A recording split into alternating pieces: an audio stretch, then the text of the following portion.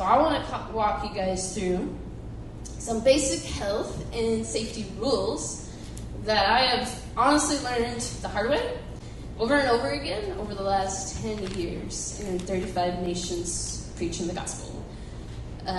There are some basics that just don't change. So I try to make this kind of like generic, this part, so it can really apply to you, even if you're traveling in the U.S. It can, because you cross different time zones, different places, everything. All this is going to really help y'all.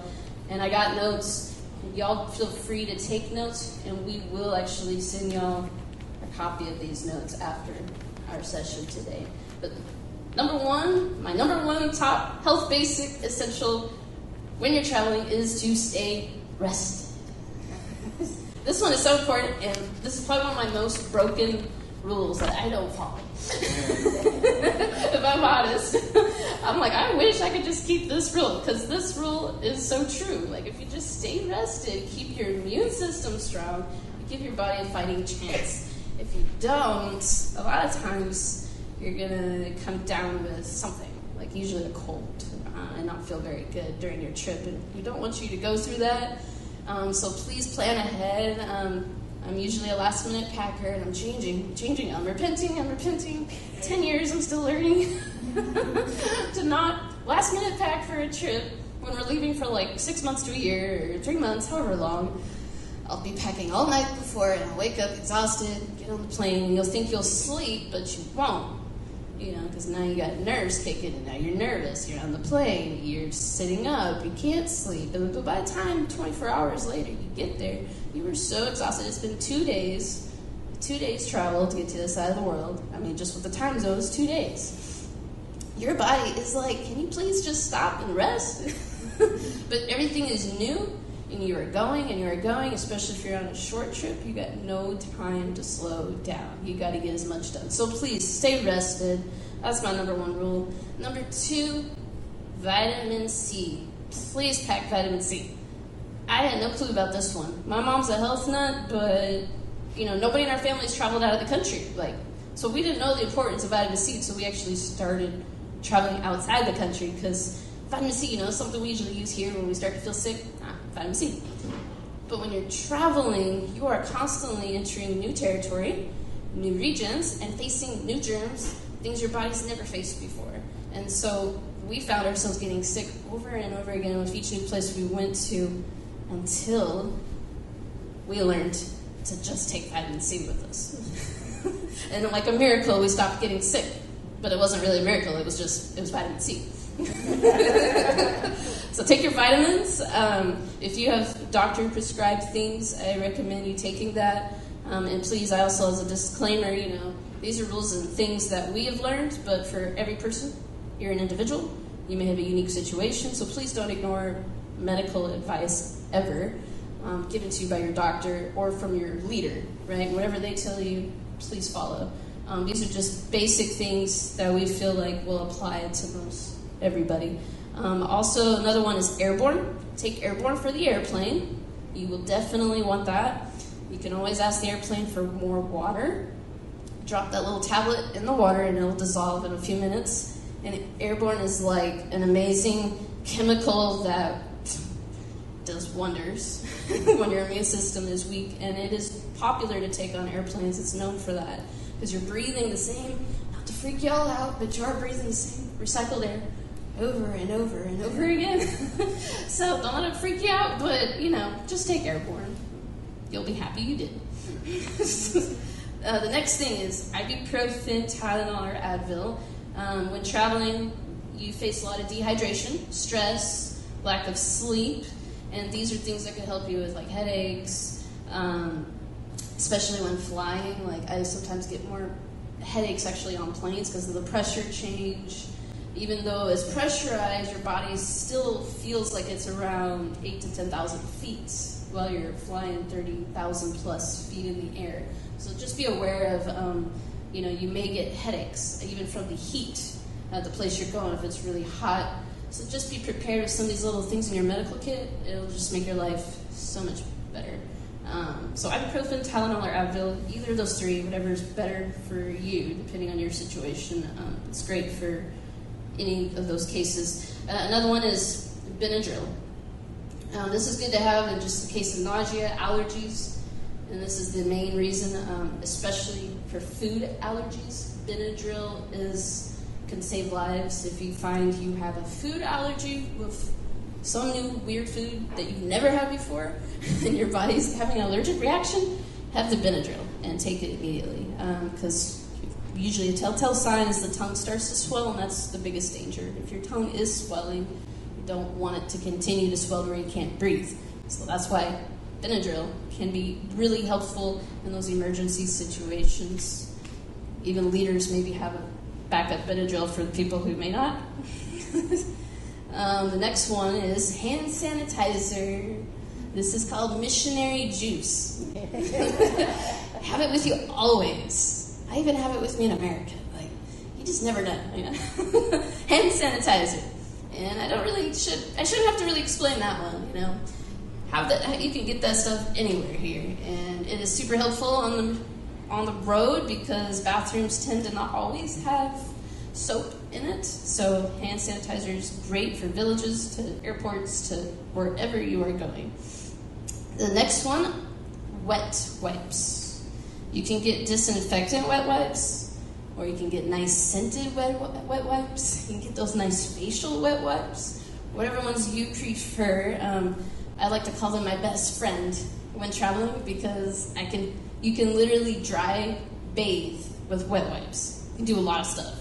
Won't go into detail, but you can do a lot of stuff. From cleaning your hands, your feet, your body, anything, especially when you're in between traveling.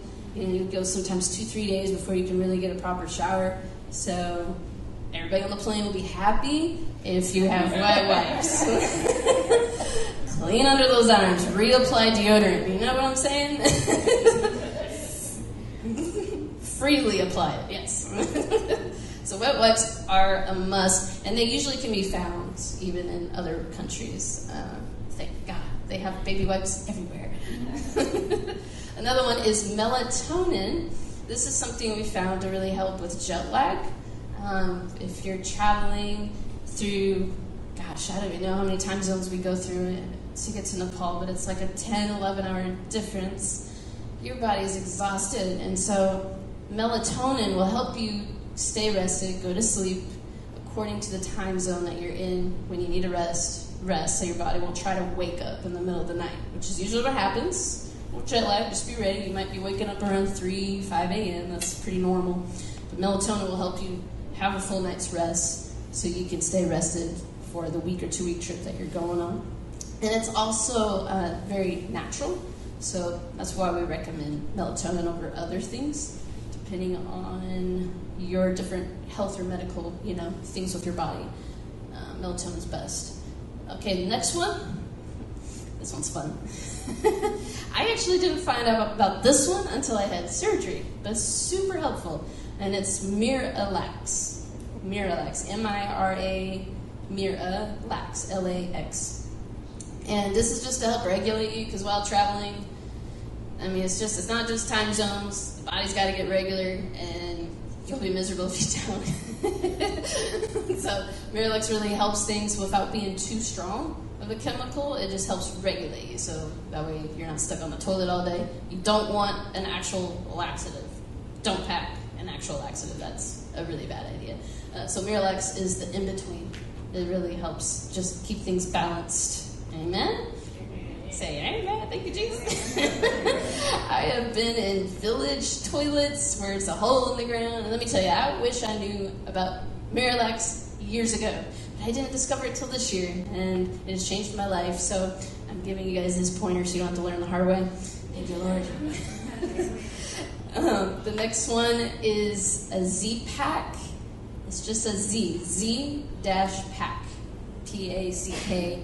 Now, this can't be found in America without a doctor's subscribing it to you. You can't get it over the counter. But in Asia, Africa, Middle East, you can find Z-Packs everywhere around the world.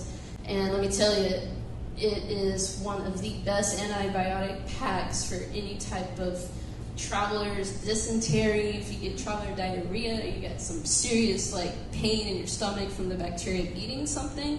I've had bacteria in my gut where it felt like knives in my gut just turning over and over. And that went on for 6 weeks.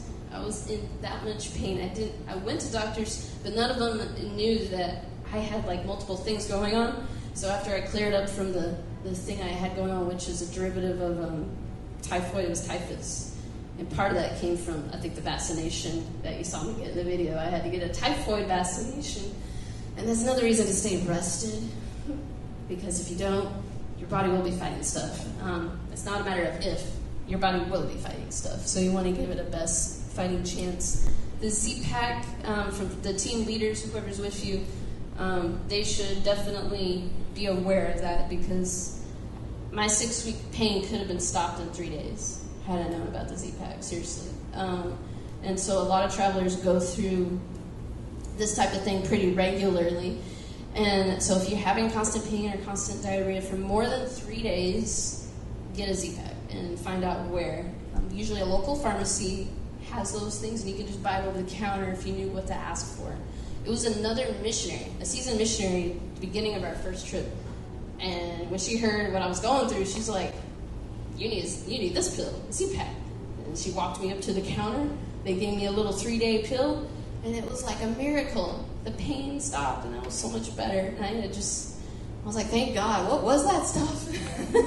And so we come home from overseas. Hope I don't get in trouble for sharing this. But we'll pack like bags of Z-Packs with us.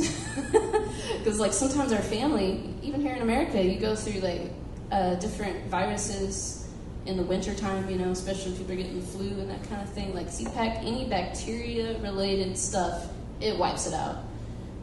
But you may need to also replace it with probiotics, because it does clean out your gut, and it'll clean out the good bacteria. So, FYI, probiotics are helpful too. Next thing, take your vaccines. Some countries will not let you in unless you have had certain vaccinations. So please be aware of what country you're going to. When going to Africa, they will not let you in country unless you have had a yellow fever shot. And you have to show proof that you've had a yellow fever shot before they even give you a visa to go on in. And so there's certain vaccines can be extremely helpful. Definitely tetanus, that's a must. Because if you get cut on a rusty nail, that kind of thing, you do not want to have to face tetanus. So that's just like a must. And it's good for about 10 years when you do get it. So I know some of y'all may not like shots, but, well, this is our cross to bear in the mission field, all right? There are some things we don't want to get. The next one is just stay hydrated. Stay well hydrated during your flight and your trip. And don't be afraid to ask for those extra cups of water on the plane. They do give you a lot of those small bottles even when you ask, so don't be shy. Having an extended flight over the ocean leaves you extremely dehydrated. And so headaches are usually what you feel, just extreme fatigue. And you'll feel like disoriented. It's not all just because of jet lag. It's also your body just saying, I need water. Even for your brain to feel like it's functioning or firing right on all cylinders, you need plenty of water. Okay, next one. Have a water bottle with you. You can save money while traveling through airports where there's a lot of filtered water available at the drinking fountains. International airports have drinking fountains throughout the terminals. They're usually right alongside the bathrooms. And I've kind of learned to have my little stainless steel water bottle with me everywhere I go, so I don't have to constantly go buy a water bottle, which is kind of a pain when changing currencies. Just different countries, you got to get different money out just to buy water. So I'm like, no, we'll just get a water bottle. Another way to travel for water bottles is with a life straw. How many of you have heard of a life straw? That's extremely helpful if you don't know if the water's filtered. So they make the life straw now if it's also with its own water bottle. So you have the life straw and the water bottle together. That might be the best component for you in your travels. That way, no matter what, even if you don't know for sure if the water is safe, you'll be safe. It knocks out about 99.9%. They leave room for that little minuscule 1%, but it's like 99.99999% bacteria. It wipes it out. So definitely, life straw. It's the word life and straw together as one word. Look that up. You can find it at your local Walmart for like $35. and it'll make your life a whole lot easier, especially if you're going to like villages you just don't know where you're going on your trip. Having a life straw with the water bottle is just super helpful. But if you're going through airport security, I will say make sure your water bottle is empty because they will ask you to dump it. If it's not, it will get flagged. So the next thing is electrolyte packets. These will help you stay energized. Have plenty of them. You can buy them at Walmart. You can buy them in different flavors. You can get strawberry, lemon, whatever you want. And electrolyte packets are especially helpful to us when hiking in the Himalayas, where your body is just pouring not only sweat and water, but also salt, So it's like those electrolytes help give you a little bit of sugar, keep a little bit of the salt in you so you don't dehydrate too quickly. That's when salt is actually a good thing, And so, electrolyte package shop. Next thing, compression socks. These are helpful to prevent blood clots while flying. They're usually easy to find. You can find them at Walmart. I think you can find just about all this stuff at Walmart except Z-Packs. You can only find them overseas or if you have a doctor prescription. But compression socks are great for the long flights, especially if you know that you're prone or even if you're just simply worried that you might get a blood clot while flying. The easy remedy is compression socks. So just have a pair of those with you. And last but not least, pack any special vitamins, medication, or subscriptions you currently have or that your doctor says that you need, okay? Don't want to discount that. Here's my health rules to follow list. Number 1, what do you think number 1 is? Oh, this is another rule list. That was the basic stuff, and now we're on to the health rules list. Number 1 health rule: don't drink the water. It's simple. Don't drink the water. The only place, and it still like freaks me out, I won't lie, but the only place we've ever seen in our travels that they said you could drink the water was London. Now, it kind of freaked me out because I'm like, what? After being all over, they're like, no, you can drink the tap. It's fine. It's good for you, I'm like, I don't trust it. My brain says otherwise. But no, that was the only place that I will say we didn't get sick was in London. But otherwise, do not drink the water. Next one, make sure that the water bottles are sealed that you drink from. If you're picking up water bottles over there in the market or at a they usually have these great little, convenience stands, even in villages where someone's selling a bag of goods. They usually are selling those wet wipes that you want to have, and they're usually selling water bottles. But make sure they're sealed, because we have seen this happen in Mexico, and I think Peru, in South America, they like to do this, apparently. They reuse water bottles that aren't sealed. Yeah. That'll freak you out. So FYI, check the seal and make sure it is not broken when you buy it, okay? Also, don't drink the ice or eat the ice. One of the things we love is coffee. We love coffee all over the world, and when it's hot, especially, I love to have an iced coffee or iced mocha. But depending on where you're at, probably not wise. I'll just say that. Not always is the ice filtered. And in some places you can tell because there will be a hole clear through the ice itself. That was the way it was in Mexico. They had a hole through it. It's not the case everywhere, however, but I know in some places it's usually filtered by the hole being in the middle of the ice. But I'm still going to say it again. Don't drink the ice. Don't eat the ice, okay? I know you're going to miss it when it's hot, but just suffer through, okay? Drink a lot of water. And also eat at designated places. The places where your team is set up, usually your host house, I'm sure that'll be a safe location for you. But wherever you're being hosted or the restaurants that are approved by foreigners, that'll be good, because most hotels are catered toward foreigners while traveling. They don't want their guests to get sick, so you can usually trust their food's going to be good for you. If you are suspicious about the food, just don't eat meat. It's usually pretty safe to avoid the meat if you're not sure about the meat, okay? but definitely avoid the local food carts. Unless you are traveling for an extended amount of time, it's just not a good idea for a short time that you're going to be gone to do that, okay? Don't be too adventurous. I know you've seen us be pretty adventurous. We've broken all these rules, but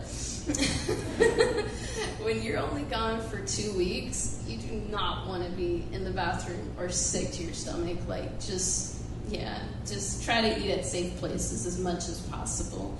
When we knew we were going for the long haul, we weren't as safe because we knew our body's going to have to build on bacteria anyway. So let's just get busy. So we put down food carts, but not a good idea for short time trips, okay? Unless it has been approved by the local people and they say it's safe, okay? Always subject to that.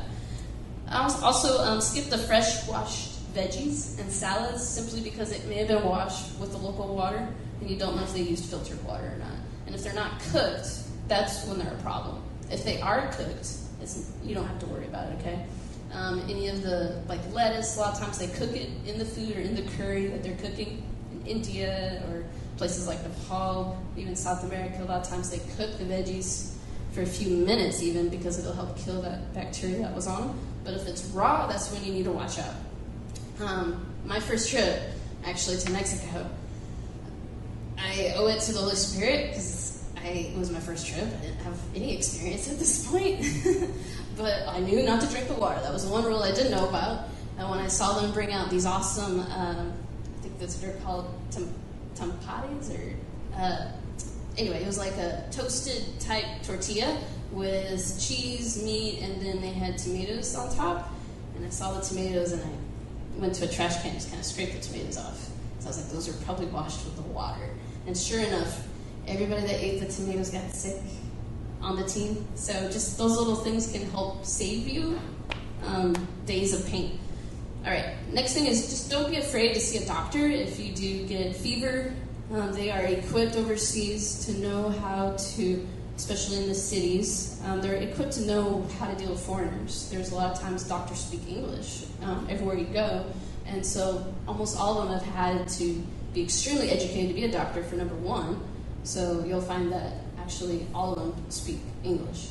And so just don't be afraid. We've had people write us and like terrified and they're really sick. And we're like, go to a doctor, just go to a doctor. And their pain is remedied in days.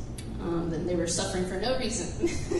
And plus, they will know what you're fighting more than you will because your body, again, is being exposed to new things. So you just don't know what it is, and they probably have an easy antibiotic you can take and wipe it out. Always let your leaders know about your health history and any issues that you may have medically, okay? We have taken people out there who we've known a long time, for years, like a little sister to us.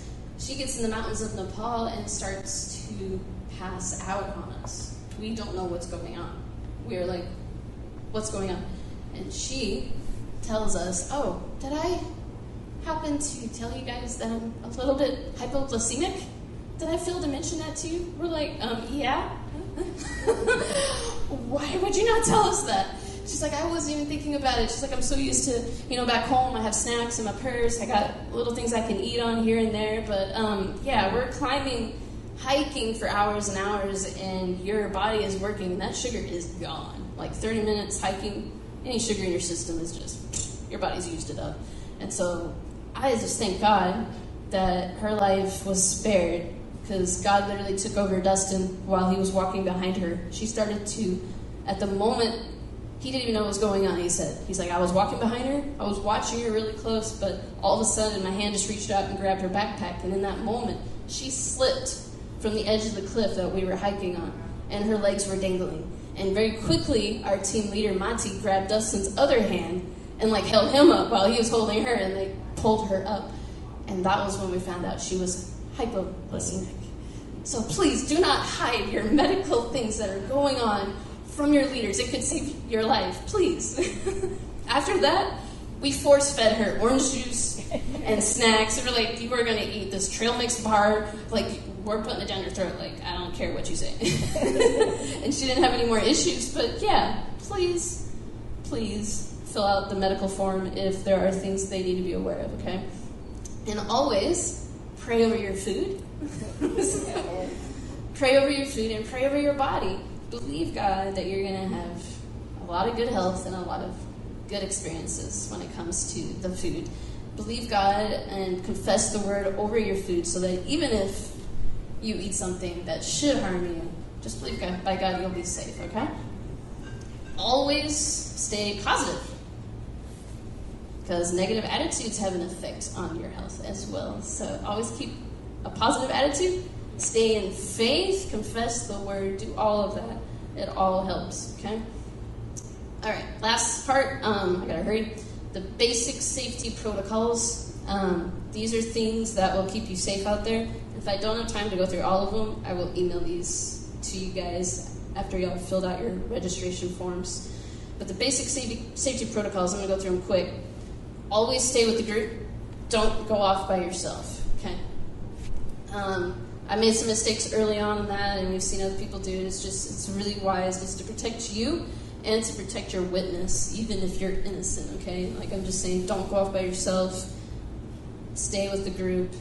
Don't be in the room alone with anyone of the opposite sex. That's really to protect you and them from any false accusations and that kind of thing. We've seen that happen in countries where there's a lot of, just sexual perversions. They'll try to accuse innocent people of stuff just to defame the church, because it's a form of persecution. So you have to protect yourself out there and just be wise. Like, we're supposed to be wise as serpents, but harmless as a dove, right? But we got to be smart and on our guard as well. So don't be in the room alone with anyone of the opposite sex. Listen to your leaders about the safety rules to follow for where you're going. Please be aware of them. Keep track of them. Realize that with every new place, there are a different set of rules to protect you. It's not about trying to kill your fun. People are like, why are you taking away my fun? I'm here on this trip. I paid my trip to get here. It's like, no, we're not trying to take away anybody's fun. It's not about that. But we are trying to keep you safe. So your leaders are going to be trying to keep you safe. So there will be rules to keep you from getting in a crazy situation. Next thing, just keep your passport safe at all times. Your leader may have a way that he wants you to do that, but please keep it safe. Some hotels and guest houses have locks and safety locks that you can keep it locked away in. Another way is to keep a backup copy of your passport. Back it up online on the internet, take a picture of it, have it in your email, have it on your phone, like have a copy of your passport with you that way. Print a couple copies of your passport, and always keep a copy of one on you. Usually when we're basing out of a room somewhere, we'll keep our passport in the room, safe and secure. Because while you're out and about, say if somebody snatches your bag, or you just don't know, you do not want to lose your passport. You got to protect your passport like it's your life, because you do not want to have to go through the hassle of replacing it while in another country. And I'm sure your leaders don't want to have to go through that as well. All right, so keep a backup copy and keep a hard copy on you. I usually have two. I'll have one in my bag that I keep at the room, and I'll have another copy like in my wallet with me as well. Memorize your passport number. That's another one too. Just memorize it, because sometimes you'll be asked to show your ID. That's why it's good to have the copy.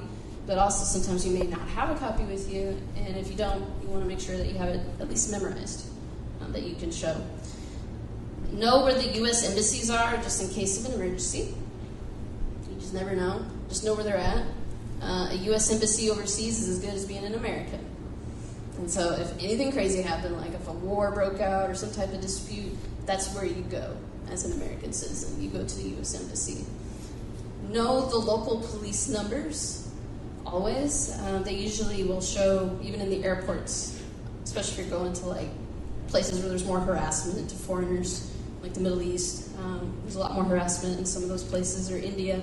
They'll actually put like the police numbers kind of out there on signs. So just pay attention, take a photocopy of it with your phone, like take a picture, keep it with you. So in case you're ever harassed by the people locally, let the police know, okay? They're trying to keep you guys safe as well, a lot of times. Download also a map of Google Maps on your phone, and you can download it to where it's available offline. because when you're overseas, your phone is probably going to be turned off unless you want to just pay that ridiculously expensive fee that your phone company will try to charge you. Most of the time, we say no to that, and we just use our phone for Wi-Fi only. We'll turn it off. One way we do is we turn off the cellular data, and we turn it to airplane mode. Now, as long as it's in airplane mode, it won't use your data, and you won't have roaming. So, but make sure that the map of the area you are going to, especially if you're going to be venturing out, is available offline. So you'll always have a copy of the map of the area. And also keep a business card with you when staying at a hotel. Keep the business card with the local address, the local hotel with you. A lot of times they have it in their language and in English, so that way you can even show it to a local transport, so you can always find your way back. Especially when hopping from one new place to another, you want to be able to get out and see stuff, but you always want to remember how to get back to your room. And so keep a hotel guest card with you always. And I think I got a few more things. I'm going to have to hurry through this, y'all. Okay.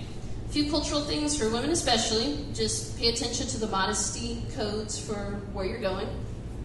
You're usually safe if you cover your legs and you have something to throw over your arms, like a cardigan, whatever, you know. So no matter where you're going. Usually like India and places, they like ladies, this is so crazy, they're okay with you showing your stomach. You can show arms, but don't show your legs.